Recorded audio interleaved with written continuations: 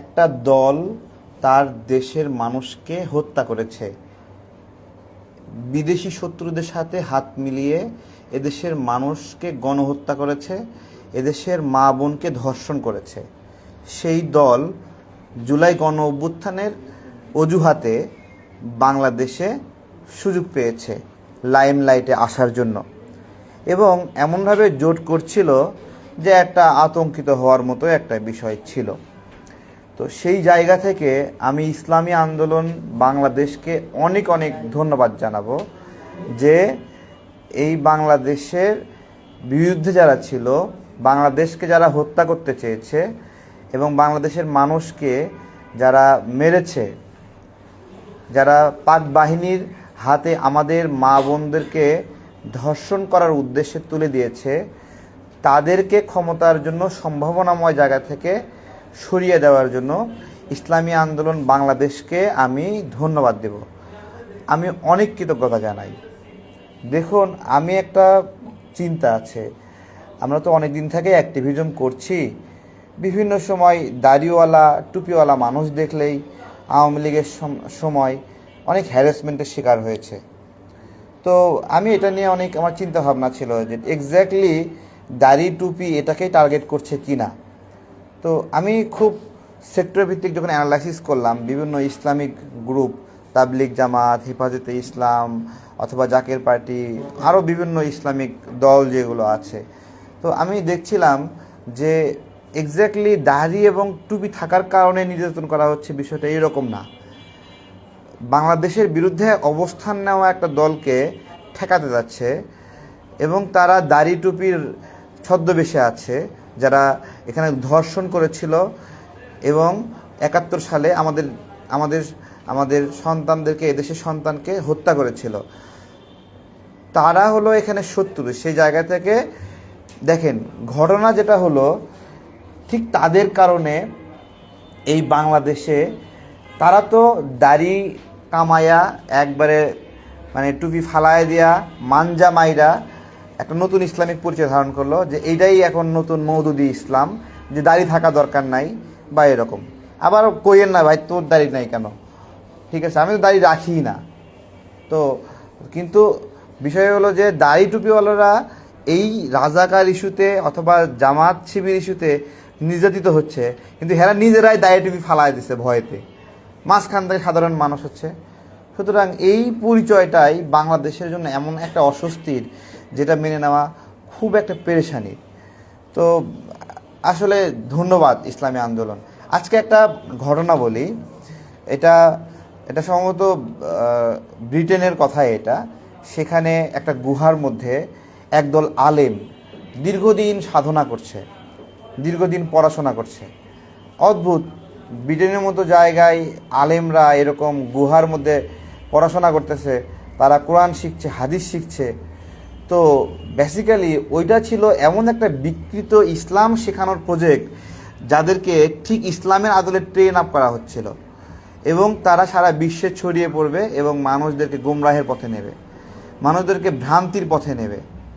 এই যে যে বলতেছে ভোটকে কেন্দ্র করে যে জান্নাতে নেবে, জাহান্নামে যাবে তাদেরকে ভোট না নিলে, এই যে একটা বন্দোবস্ত। দেখুন, আমরা রাজনৈতিক পরিচয় যেটাই হই, আমাদেরকে আজকে নামাজ পড়লাম, জোহরের নামাজ পড়লাম, আসরের নামাজ পড়লাম, ফজর নামাজ পড়েছি। আচ্ছা, আমার নামাজ পড়ার জন্য আমাকে কি মানে কোনো একটা রাজনৈতিক দল করা বাধ্যতামূলক, যে জামাতে ইসলাম না করলে আমার নামাজটা হবে না? আমি কি একজন আমজনতা দলের একজন প্রতিনিধি হিসেবে নামাজ পড়তে পারবো না? আপনি একজন বিএনপি হয়ে নামাজ পড়তে পারবেন না? অথবা আপনি আওয়ামী লীগ করেন, আপনি আওয়ামী লীগ থেকে মুসলমান থাকা সম্ভব না? ওরা এমন একটা গল্প দাঁড় করাচ্ছে যে যদি আপনি মুসলমান হন, যদি আল্লাহকে ভালোবাসেন, তাহলে দাঁড়িপাল্লাকে ভালোবাসতে হবে। কিন্তু এরা মানে এই দাঁড়িপাল্লা, এই জামাত, এই রাজাকার, এই আল বদর, এই আল শামস, এরাই যে আমাদের মুসলমান ভাইদেরকে 1971 হত্যা করেছে। ভাই, 1971 এত বেশি হিন্দু মরেনি। হিন্দুরা খুব মানে তাদের জন্য অনেক পেরেশানি ছিল, তাদেরকে দেখলেই মেরে ফেলছিল। তারা একটা সেফ জায়গায় শরণার্থী হিসেবে ভারতে আশ্রয় নিছে। কিন্তু এই বাংলাদেশে মুসলমান নাগরিক যারা অবস্থান করতেছিল, মূল দ্বন্দ্বটা কিন্তু জামাত ইসলাম নামের দল সেই মুসলিম নাগরিকদের হত্যাযোগ্যেই কিন্তু মেটে উঠেছিল। সেই মুসলিম নারী, মুসলিম মা বোনদেরকেই কিন্তু নিয়ে নিয়ে ধর্ষণ করেছিল। তো এইগুলো একটা বিষয়।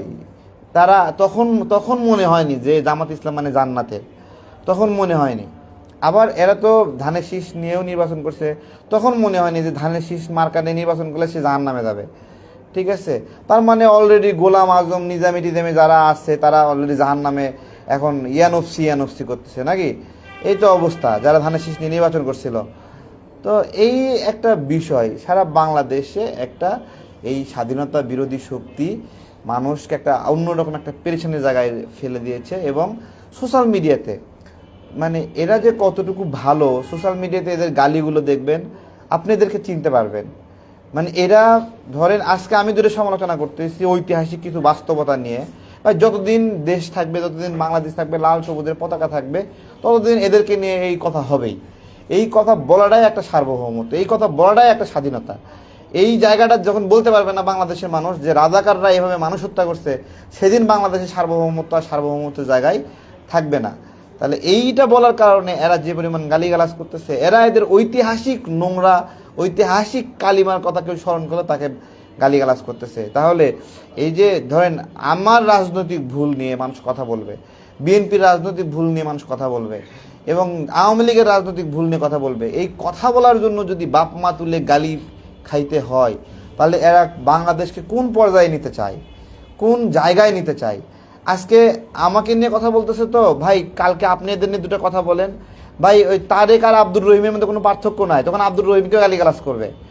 ঠিক আছে, আমাকে বলতেছে আম তারেক, তখন আব্দুর রহিমকে বলবে মুরগি রহিম।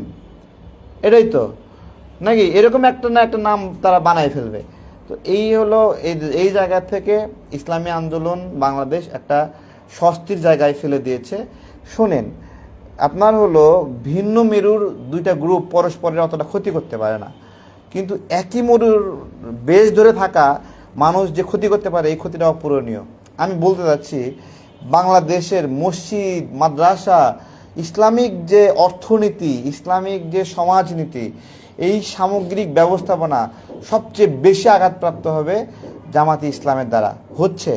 এবং আমাদের মসজিদ কেন্দ্রিক যে আপনার হলো নিয়ন্ত্রণ, মাদ্রাসা কেন্দ্রিক নিয়ন্ত্রণ এবং এতিমখানা কেন্দ্রিক যে আমাদের শিক্ষা এবং জ্ঞানের পরিধি, আমাদের সন্তানরা যেভাবে এতিমখানাতে লেখাপড়া করে, মাদ্রাসায় লেখা করে, হেফজখানায় পড়াশোনা করে, এইটা যেদিন জামাতের হাতে যাবে, সেই দিন আসলে আমাদের কওমি হুজুররা প্রকৃত বাস্তবতা বুঝতে পারবে। এবং যে আদর্শিক জায়গা থেকে চরমনায়ের হুজুর যুদ্ধটা করেছিল, লড়াইটা করেছিল যে জামাত যার সঙ্গে যাবে সে ধ্বংস হয়ে যাবে, এই জায়গাতে তারা বলেছিল, এরপরে তারা জামাতের সাথে গিয়েছিল, কিন্তু সেই জায়গা থেকে তারা আবার নিজের জায়গায় যে স্থির থাকা, এই যে একটা মজবুত অন্তরের একটা বিষয়, এই যে আত্মবিশ্বাসের বিষয়, এই জায়গাতে আমরা ধন্যবাদ না জানাই পারছি না। প্রচুর সাপোর্ট দরকার ইসলামী আন্দোলন বাংলাদেশের। আপনারা তাদের এই কাজটাকে সাপোর্ট করেন, যে মতেরই হোক, বাংলাদেশের জন্য, মুক্তিযুদ্ধের জন্য, সার্বভৌমত্বের জন্য যারাই যখন উপকার করবে আমরা তার সঙ্গেই আছি।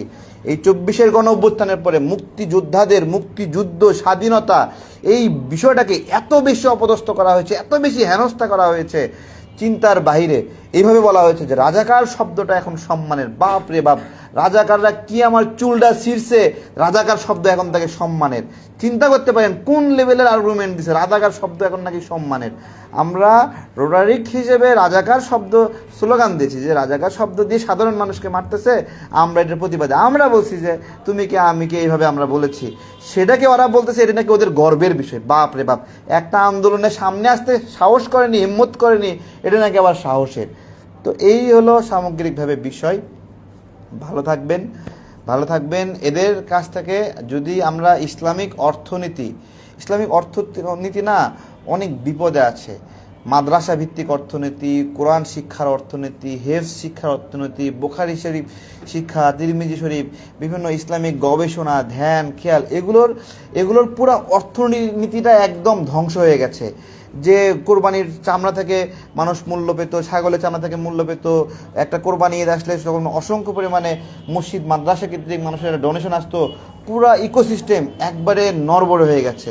এবং এই জায়গা থেকে জামাত ইসলামের হাতে যখন যাবে ইসলামিক অর্থনীতিটা, তখন ওরা সেই এতিমখানায় অর্থনীতি যাওয়ার পরিবর্তে ওরা বলবে যে ওদের ক্ষমতায় যাওয়ার পিছনে যে অর্থ ব্যয় দান ওইটা হলো আসল দান, এবং অন্য যত দান করতেছে সেগুলো হলো মানে দুর্বল দান। এইভাবে উপস্থাপন করে করে পুরা ইসলামিক ডোনেশনটা মানুষ ইয়ে করবে। ভাই, আপনারা ভাইরাল হলে সেই ব্যক্তিকে ইসলামিক মানে বিভিন্ন কার্যক্রমের জন্য সব ডোনেশন দিবেন না। আপনি এত বেশি মাতব্বর হওয়ার প্রয়োজন নাই, আপনি এত উদার হওয়া দরকার নাই। আপনি আপনার জেলায়, আপনার উপজেলায় একটা মাদ্রাসা আছে, এতিমখানা আছে, তার দায়িত্ব নেন। ওই কোন সেলিব্রিটি বক্তা আপনার ভাইরাল হয়েছে, সে ডাক দিলে তাকে 100 কোটি টাকা, 200 কোটি টাকা, 20 কোটি টাকা ডোনেশন দিবেন, ভাই ওই টাকা তো হজম করতে পারবে না। আপনার ডোনেশনটা যেতে হবে আপনার বাড়ির পাশে যে এতিমখানা, আপনার বাড়ির পাশে যে মাদ্রাসা, ওইটা হলো ইসলামিক অর্থনীতি। ও না খেয়ে আসে, আপনি জীবনে দেখতেছেন না একটা ভাইরাল বক্তার পিছনে আপনি টাকা খরচ করতেছেন। সুতরাং অর্থ কোথায় ব্যয় করবেন এটা যদি না বোঝেন তাহলে এইটা হবে না। জাকাতের অর্থ, আপনি যদি ধানের শীষের বিরুদ্ধে, নৌকার বিরুদ্ধে আপনি যদি জাকাতের অর্থ ব্যয় করতে চান, তাহলে আপনার জাকাত কায়েম হয়ে গেছে, একবারে সারা কাম। বুঝতে পেরেছেন? জাকাতের অর্থ যেখানে ব্যয় করতে হবে সেটাই ব্যয় করতে হবে। ওইটা জামাত ইসলামকে দিলে জাকাত আদায় হবে না। ওরা এই টাকাটা কোন জায়গায় ব্যয় করে? ওই টাকাটা ব্যয় করতেছে সোশ্যাল মিডিয়ায় অসংখ্য বট খুলতেছে, এবং ওই টাকা দিয়ে বট খুলতেছে, সেই বট দিয়ে গালি দেওয়া হচ্ছে খাঙ্কির পোলা। তাহলে আপনার জাকাতের অর্থ কোথায় ব্যয় হলো? ওই যে বট বেতন দিচ্ছে তাকে দিয়ে খাঙ্কির পোলা বলায় নিচ্ছে, সেখানে ব্যয় হচ্ছে। সুতরাং যেখানে সেখানে জাকাত দেওয়া যাবে না। জাকাত, ফিতরা, এই জায়গাগুলো জায়গা মতো দিতে হবে। ইসলামিক অর্থনীতির প্রপার ব্যবহার, আমাদের এতিমখানা, আমাদের হেফজখানা, আমাদের হুজুর আছে, মুরব্বী আছে, বাংলাদেশে আমাদের এখানে আমাদের ইসলামের হেফাজতকারী কারা চিনতে হবে আপনাদেরকে। ইসলামের হেফাজতকারী তারা না যাদের আমির নাম দিছে আমির, কিন্তু সে কোনো মাওলানা না, ঠিক আছে, সে কোনো মুফতি না। হ্যাঁ, যে এই দলের মানে প্রথম 1 থেকে 5 নাম্বার পর্যন্ত কেউই মাওলানা না, কেউই শুদ্ধভাবে কোরআন পড়তে পারে না, কারো ইসলামী লাইনে লেখাপড়া নাই, জ্ঞান নাই, গবেষণা নাই, কিন্তু তারা আমির হয়ে বসে আছে। তারা বলতেছে তারা ইসলামিক, তারা হলো বাংলাদেশের ইসলামের হেফাজতকারী। এই যদি ইসলামের হেফাজতকারী হয় তাহলে ভাই আমার মুফতি দরকার নাই, আমার হাফেজ দরকার নাই, আমার তিরমিজি, বুখারী শরীফ যারা পড়তেছে অযথা পড়তেছে দরকার নাই, তো তাদের কথা তো গুরুত্ব থাকবে না। তো মসজিদ, মাদ্রাসা আমাদের হুজুররা নিয়ন্ত্রণে রাখেন, এটাকে কোনোভাবে যেন মিসইউজ না করতে দেয়। তালিমের নামে ভোট চাইতেছে, ঠেকাই দেবেন আপনারা, আমাদেরকে সাথে নেবেন, দেশের মানুষকে সাথে নেবেন। এইসব অপতৎপরতা বন্ধ করতে হবে। এরা বাংলাদেশে থাকবে মাথা নিচু করে, জাস্ট মাথা নিচু করে থাকবে। কেন থাকবে মাথা নিচু করে বলেন? হত্যা করছে, এদেশের নাগরিকদেরকে গণহত্যা করছে। কতজন হত্যা করছে? 30 লাখ মানুষ শহীদ হয়েছে। এটা নিয়ে আবার ওই যে ফুয়ার টুয়া যারা গল্প সাজাচ্ছে, 30 লাখ না, 3000, 2000, 7000, বাপ রে বাপ। আরে গাধা, এক বদ্ধভূমিতে 30টা, মানে এক বদ্ধভূমিতে 30টা গণকবর, 40টা গণকবর, এক গণকবরে 1000 করে মাদার খুলি পাওয়া গেছে। তাহলে এক বদ্ধভূমিতে 30,000 মানুষকে কবর দেওয়া হয়েছে। এইরকম অবস্থা। এইরকম সারা বাংলাদেশে যদি আপনার 40টা অঞ্চলে বদ্ধভূমি থাকে, তাহলে কত মানুষ মারা গেছে? গল্পটা সাজায় ফেলছে। আমি একটা প্রমাণ দিয়েছিলাম যে বাংলাদেশের যে গণহত্যা হয়েছিল, জামাত, শিবির, রাজাকার, আল বদর, আল শামস, পাক বাহিনীকে সাথে করে নিয়ে নিজ দেশের মানুষকে যেভাবে হত্যা করেছিল যেই রাক্ষসের দল, দজ্জালের দল, সেই দজ্জালের দল আজকে মাথা উঁচু করে অন্যদেরকে দমায় রাখতে চায়, অন্যদেরকে কাফির বলতে চায়, নাস্তিক বলতে চায়, অন্যদেরকে আরে বাবা তুমি যাদেরকে তুমি যে জায়গায় নাস্তিকের সার্টিফিকেট প্রদানকারী হয়ে গেছো, তাই না? নাস্তিকের সার্টিফিকেট করলে আসো, তুমি কোন হাদিসের কোনটুকু বেশি জানো, পড়াশোনা করছো, আসো পাশাপাশি বসি, কথা বলি, হ্যাঁ, তেলাওয়াত নিয়ে কথা বলি, তরজমা নিয়ে কথা বলি, আসো, দেখা হবে। তো ইসলামী আন্দোলন বাংলাদেশে ইসলামিক দলগুলোর মধ্যে একটা প্রভাবশালী বড় একটা সংগঠন, এবং আমি মনে করি তাদের যে চরমোনাই কেন্দ্রিক একটা গবেষণা অনুসন্ধান ছিল, সেখান থেকে বের হয়ে আরও লিবারেল অথবা আরও বিভিন্ন ক্যাটাগরির আলেম ইসলামপন্থীদেরকেও তারা একত্রিত করে ফেলছে। যেমন আমাদের বগুড়া অঞ্চলে চরমোনাই অনুসারী নাই, কিন্তু ইসলামী আন্দোলনের অনেক নেতাকর্মী আছে সারা বাংলাদেশে। ময়মনসিংহে চরমোনাই অনুসারী না, তারা চরমোনাই কেন্দ্রিক আমল করে না, কিন্তু তারা আবার ইসলামিক আন্দোলন করে। তো এই জায়গা থেকে ইসলামিক আন্দোলন একটা ভালো জায়গায় আসতেছে যে তারা লিবারেল জায়গা থেকে ইসলামপন্থী বিভিন্ন মতের মানুষকে তাদের মধ্যে তারা ব্রডলি চিন্তা করতেছে। যদি এইটা যদি সঠিকভাবে করে তাহলে বাংলাদেশের প্রকৃত ইসলামপন্থীদের একটা দল হয়ে উঠবে ইসলামী আন্দোলন। এবং আমরা চাই কওমি উস্তাদ যারা আছেন, কওমি মানে আমাদের মুরব্বী হুজুররা যারা আছেন, তারা এই জামাতের হাত থেকে ইসলামকে আপনারা বাঁচাবেন, আপনারা আমাদের হেল্প নেবেন, আমরা আপনাদের হেল্প নেব এবং বিপদে আপদে সহযোগিতা করব ইনশাআল্লাহ। ধন্যবাদ ইসলামী আন্দোলনকে, ধন্যবাদ।